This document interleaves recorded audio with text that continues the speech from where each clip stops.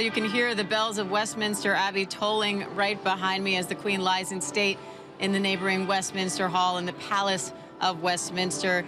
We just saw an intimate ceremony mostly for the royal family, members of the royal household, and others close to the Queen, as the family, in a way, hands off the Queen now to the state to represent her role rather than head of the family, now her role as head of state. And I want to bring in ABC News royal contributor Omid Scobie for a little bit more of what happens now, Omid, because the Queen is now, we heard Robert Jobson say before, public property in a way. This is about her role to the people in this country, and she will be viewed by the public in just a short while. What can people expect? Some of them have waited online and will wait online for upwards of 30 hours to try to get that glimpse of the Queen. What can they expect when they finally get there? Yeah, well, we've seen that line build up for the past couple of days, and it's going to be a very quick walk past for those that do get to go inside. Of course, we expect sort of 400,000 to 500,000 people to be filing past the Queen's coffin as she lies at state. Obviously a military operation, there's airport-style security for those that do get to go in. In fact, the first people in the queue were given their wristbands this morning,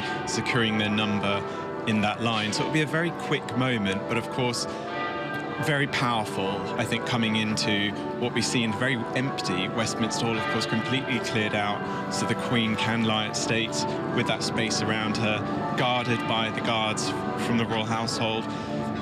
It's going to be overwhelming, I think, for many of whom have waited out in the streets. Of course, we've had that procession taking her into Westminster Hall, and as we saw from the crowds, many tears shed.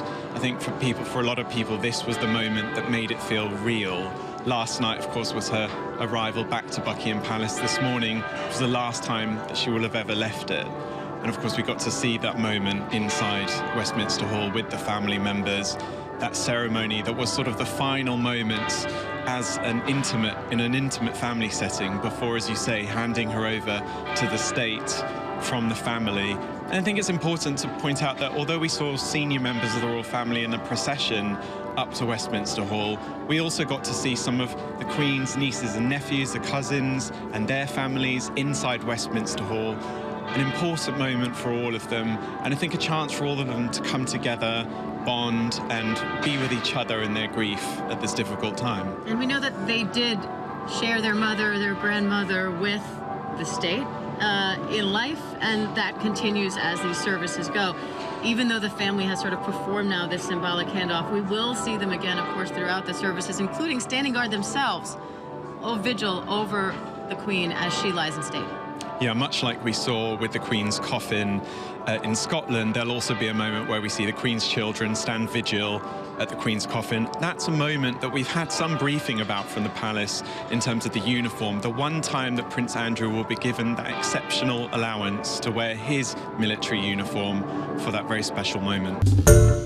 Hi everyone, George Stephanopoulos here. Thanks for checking out the ABC News YouTube channel. If you'd like to get more videos, show highlights, and watch live event coverage, click on the right over here to subscribe to our channel, and don't forget to download the ABC News app for breaking news alerts. Thanks for watching.